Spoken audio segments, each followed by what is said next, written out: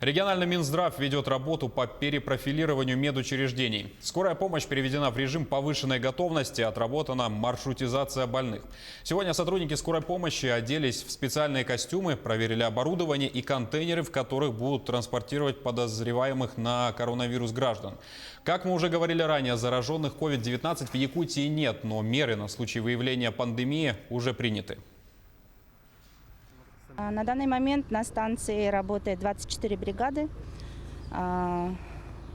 Обеспечены всем. У нас есть противочумные костюмы, специализированные носилки для перевозки больных коронавирусом, в том числе обеспечение масками у нас в полном комплекте. Людей с подозрением на китайскую пневмонию направляют в обсерваторы Якутска. На сегодня там находится 15 человек. Из них 11 граждане Китая, 1 человек прибыл из Франции, 1 француз и 2 швейцарца. Результатов первичных лабораторных исследований пока нет. Сотрудники ждут официального заключения по ним. Период наблюдения составляет 14 дней с момента пересечения границы.